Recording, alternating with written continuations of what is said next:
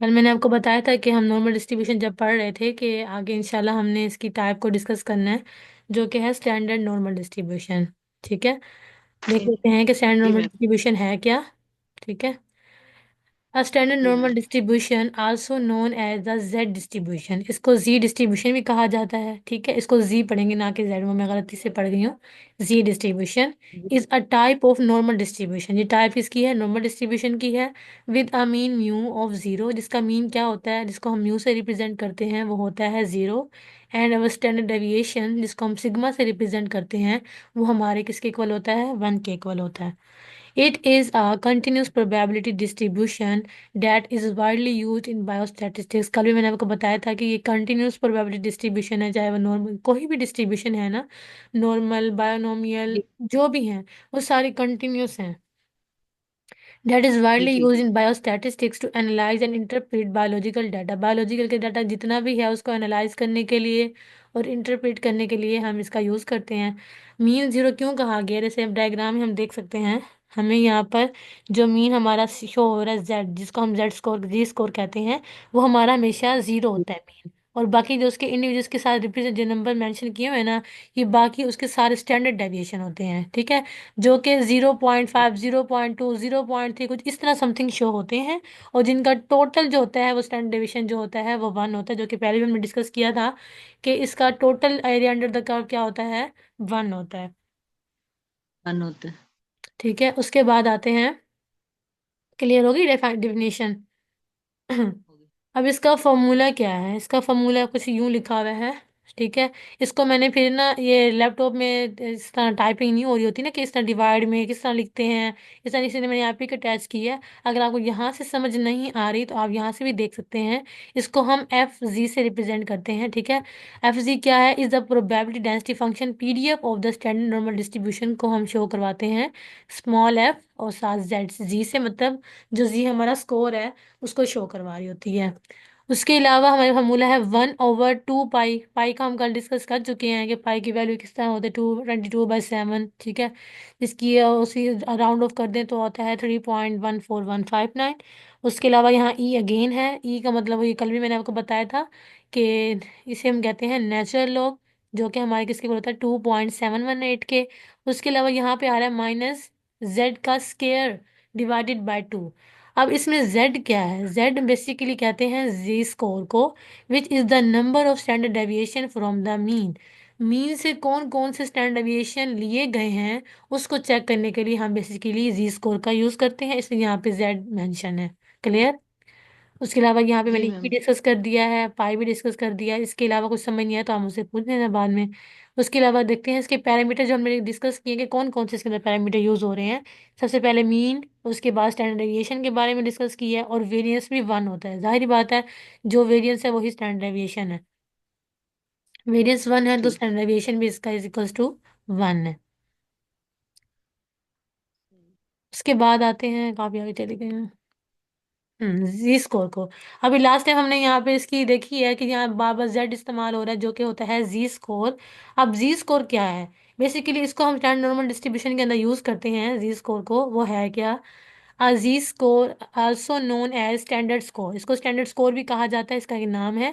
It is a measure of how many standard deviation and observation is away from the mean of a normal distribution. वही बात कि mean से standard deviation कितने लिए गए हैं, वो किसके स्प्रेडिंग है या किसके डिस्पर्शन है, किस तरह लिए गए हैं, उसके लिए हम मेजरमेंट करते हैं।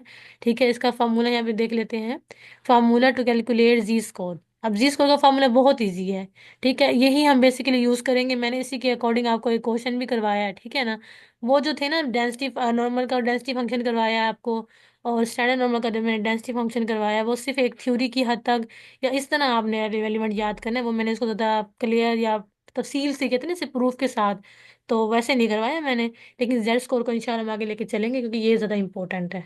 ठीक है, इसका फॉर्मूला इसी सा है, जो कि है Z is equals to X minus mu over sigma. Z का आपको पता है जी स्कोर को रिप्रेजेंट ठीक। कर रहा है।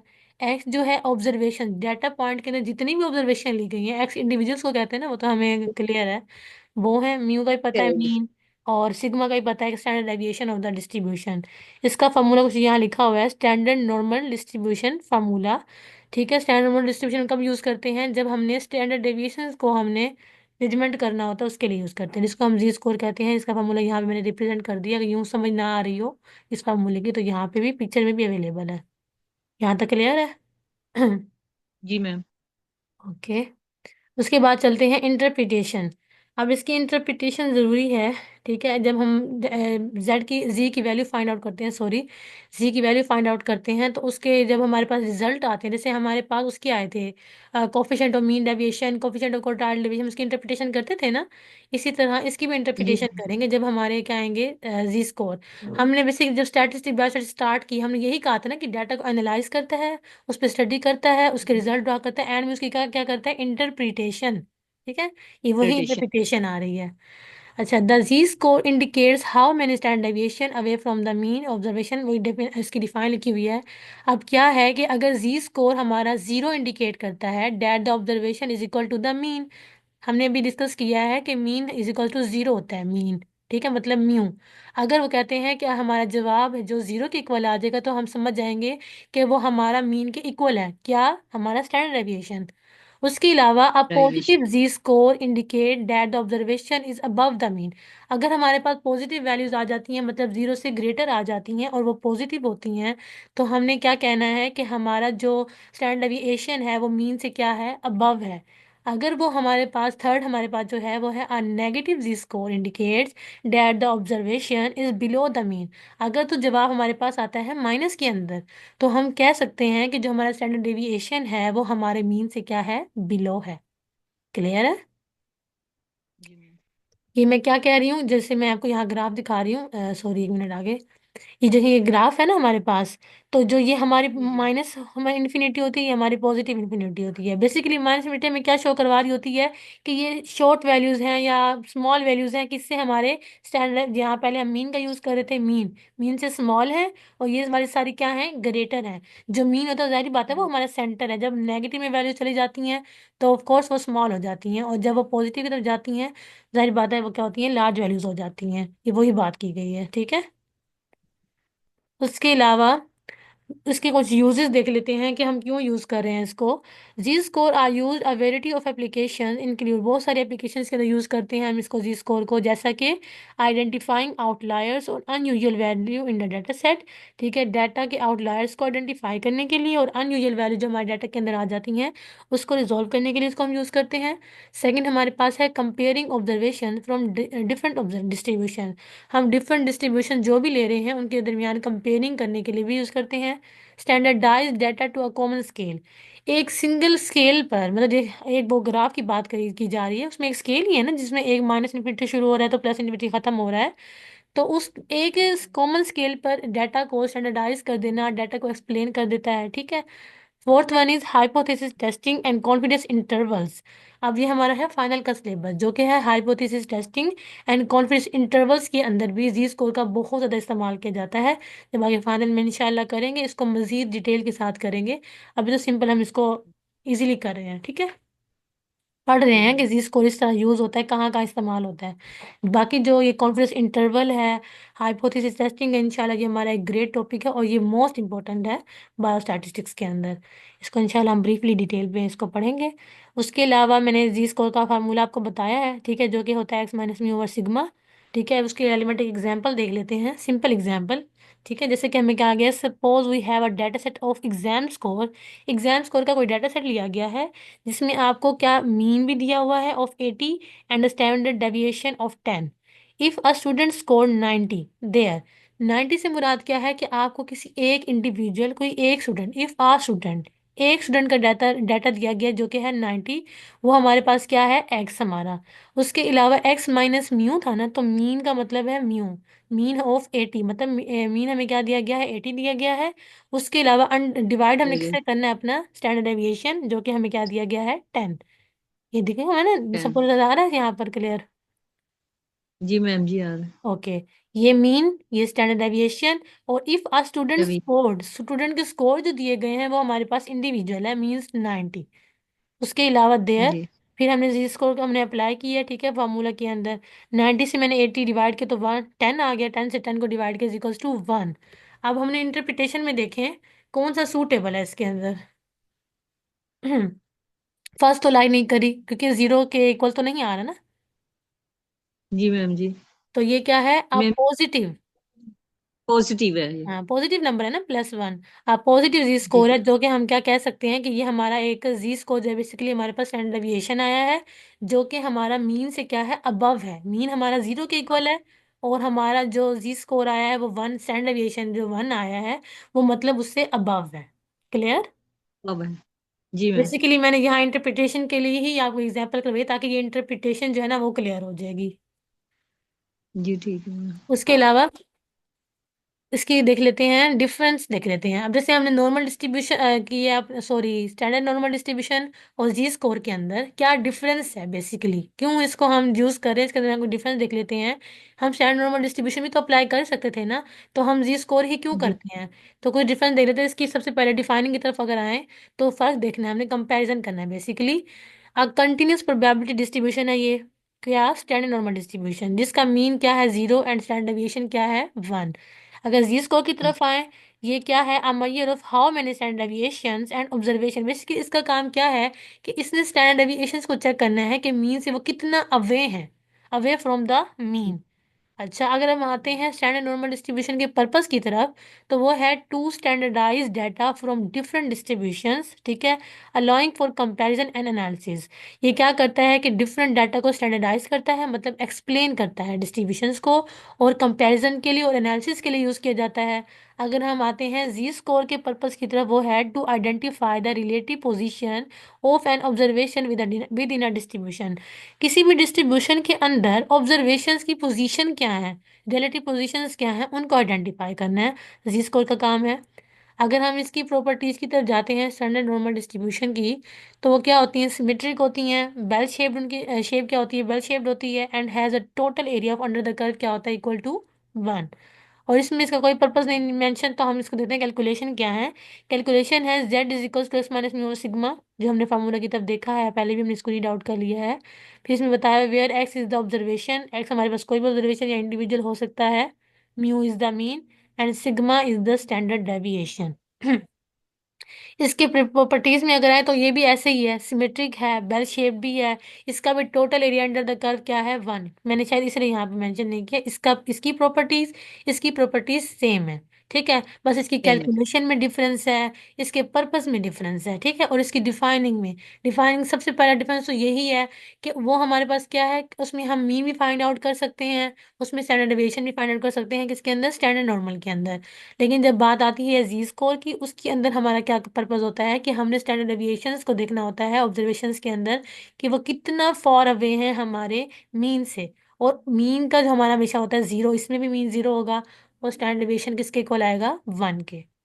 क्लियर। वन की। जी मैम। ओके।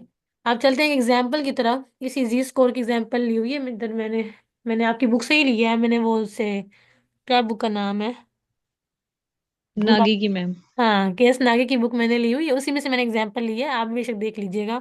बहुत सारे एग्जांपल दी हुई हैं, जी मैम। लेकिन ये एक जो सिंपल पैटर्न उन्होंने दिया होता है ना, मैंने उसी को लिया है ताकि इजीली क्लियर समझ में आ जाए। अगर मैं कुछ दूंगी भी सही, तो मैं वही दूंगी जो कि मैंने पढ़ाया है, ठीक है। जी मैम। यहाँ पे है the mean height of 500 students, ठीक है, उन्होंने क्या कहा है कि आपको 500 स्टूडेंट्स की जो है हाइट दी दी गई है, ठीक है, जिसका मीन क्या आपको दिया गया है 165 centimetre, and the standard deviation is 5 centimetre. अब हमें म्यू मीन भी प्रोवाइड कर दिया गया है, और हमारे पास सिग्मा मीन्स हमारा स्टैंडर्ड डेविएशन भी हमें प्रोवाइड कर दिया गया, जो कि है 5 सेंटीमीटर। अब वो कह रहे हैं assuming that the heights are normally distributed. अब आपने अज्यूम करना है कि क्या ये हाइट जो है वो नॉर्मली डिस्ट्रीब्यूटेड हैं या नहीं है। Find how many students will have height between 153 centimetre and 180 centimetre. और आपने ये चेक करना है कि जो स्टूडेंट्स हैं, कितने स्टूडेंट्स हैं जो कि जिनकी हाइट है 153 180 के दरमियान में, ठीक है, सेंटीमीटर, इतना आपने चेक करना है। तो मैंने अपनी जो मुझे रिकॉर्ड इन्फॉर्मेशन दी गई थी, मैंने यहाँ पुट कर दिया है कि मुझे मीन भी दिया गया है, और स्टैंडर्डाइजेशन भी प्रोवाइड कर दिया गया है। फार्मूला मुझे पता है जी स्कोर का, ठीक है। सबसे पहले हमें क्या अप्लाई करना है, जी स्कोर। तो हमने इसके क्या करें, फार्मूला मैंने यहाँ पे लिख दी है। अब मुझे यहाँ पर दो वैल्यूज दी गई हैं जेड की, मतलब एक्स इंडिविजुअल मुझे दो दिए गए हैं। एक दिया गया है 153 सेंटीमीटर, मैंने चेक करनी है कि 153 सेंटीमीटर के दौरान कितने मतलब आ रही है हाइट। और 180 दो दिए गए हैं ना मुझे। तो पहले मैं एक्स हाँ जी। इंडिविजुअल जो अप्लाई करूंगी वो अपना करूंगी 153। ओके। उसके बाद मीन दिया गया था जो था 165 सेंटीमीटर। इसको डिवाइड कर देना है अपने हमने स्टैंडर्ड डेविएशन के साथ, जो कि हमारे पास आ रहा है 5 सेंटीमीटर। क्लियर? जी मैम। इसके बाद मैंने इसको माइनस कर लिया।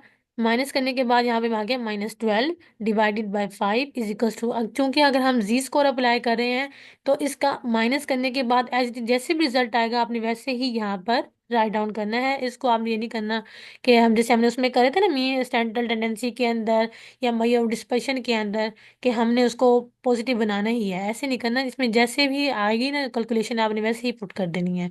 जैसे यहाँ मेरे पास -12 आया हुआ है, यहाँ पे 5 डिवाइड मैंने कर दिया is equals to minus two divide. Point four मतलब जब मेरे पास यहाँ पे हाइट 153 सेंटीमीटर दी गई थी ना मुझे, ठीक है, तो मुझे एक कहते हैं ना कि फुल अंदाजा तो नहीं है, एक मुकम्मल आहिस्ता आहिस्ता अंदाजा कि 2.4 यहाँ पे लाई कर रहे हैं। ठीक है, मैंने यहाँ लिख दिया। मैम एस्टिमेटेड है ना इस वजह से। जी। अब सेकंड अप्लाई करना, सेकंड इंडिविजुअल हमें क्या दिया गया है, एक्स वेरिएबल जो कि है 180। मैंने वो अप्लाई यहाँ पे लिख दिया 180 माइनस 165 डिवाइडेड बाय 5। इसको माइनस करने के बाद 15 आया, मैंने उसको एज इट इज लिखा है, 15 को 3 से डिवाइड कर दिया। यहाँ मेरे पास दूसरी वेरिएबल क्या आ गई है 3.0। अब मेरे पास दो वेरिएबल आ चुके हैं, एक -2.4, ठीक है, एक थ्री पॉइंट जी। जीरो दो जी स्कोर आ चुके हैं मेरे पास। अब इसकी हमने जी मैम। प्रोपोर्शन निकालनी है। Proportion whose heights are between, जिनके दरमियान ये दो आई थी ना। अब देखना area under the Z. Standard normal curve, हमारे पास कर्व है, हमने इसकी फाइंड आउट करनी है। ठीक है, मैं आपको बताती हूँ नॉर्मल, उन्होंने हमें फाइंड करने के लिए कहा है नॉर्मल डिस्ट्रीब्यूटेड है या नहीं है। नॉर्मल डिस्ट्रीब्यूटेड के लिए हम्म। सबसे पहले हमने इसका जी स्कोर अप्लाई किया। जी स्कोर आ चुके हैं हमारे पास। उसके बाद अब इसकी हम नॉर्मल कर्व फाइंड आउट करेंगे। ठीक है, जो कि मेरे पास दो जी यहाँ पर आ चुके हैं, एक आया -2.4, एक आया है 3.0। जीरो। अब area between z is equals to -2.4 and z is equal to 0। अब हमने दोनों को क्या एस्टिमेट कर लेना है, 0, क्योंकि हमारा मीन जो है, हमारा ग्राफ का जो सेंटर पॉइंट होता है वो होता है 0। हमने वो एस्टिमेट कर चुके हैं कि हमारा वो क्या आ रहा है, 0 आ रहा है। इसलिए हमने दोनों को कह जीरो। दिया कि ये भी 0 के इक्वल है, जो -2.4 आया है। ठीक है, और जो हमारे पास यहाँ पे 3.0 आया है, ये भी हमारे पास किसके इक्वल है, 0 के इक्वल है। अब जो यहाँ पे एक इम्पोर्टेंट चीज़ है वो ये है कि आपके पास एक टेबल होना चाहिए, वो है जी स्कोर का। ये आपकी बुक के आखिर में भी दिया हुआ है, टेबल 1, जो कि एरिया अंडर द नॉर्मल का, जो नॉर्मल डिस्ट्रीब्यूशन के लिए हम यूज़ करते हैं। यहाँ पे सिर्फ समझाने के लिए मैंने एक पिक्चर बनाई है ताकि इजीली आपको समझा सकूँ, वरना ये आपके पास होना चाहिए।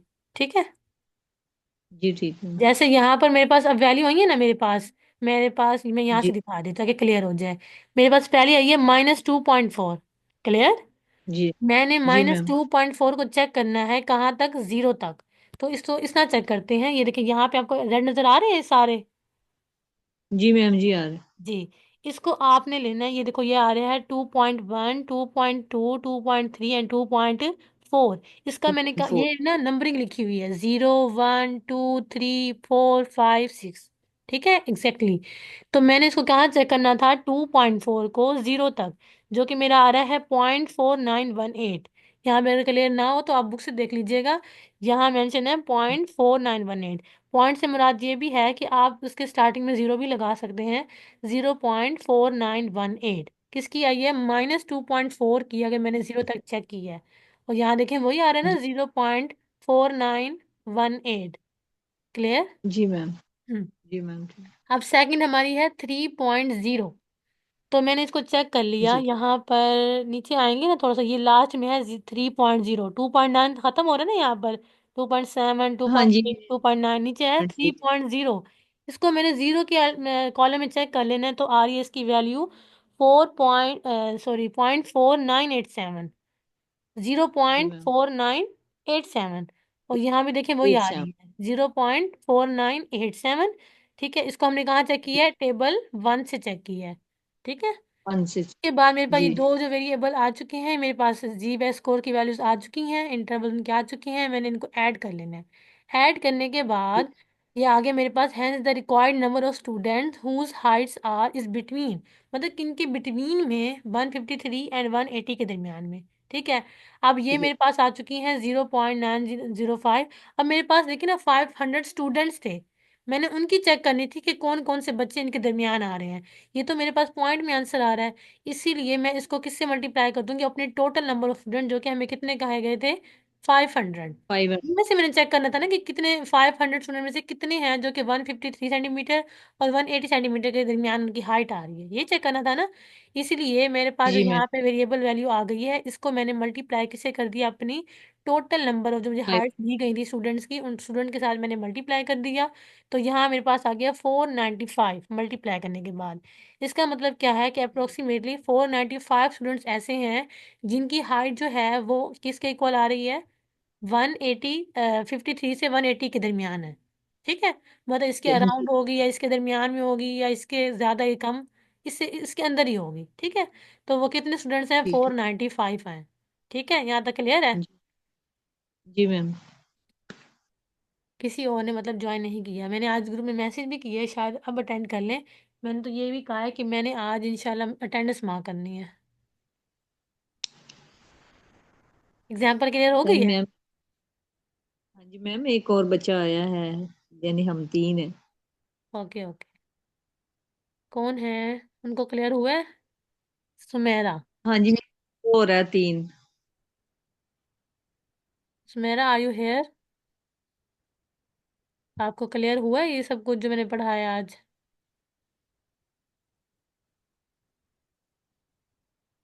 आपको क्लियर हो गया फातिमा।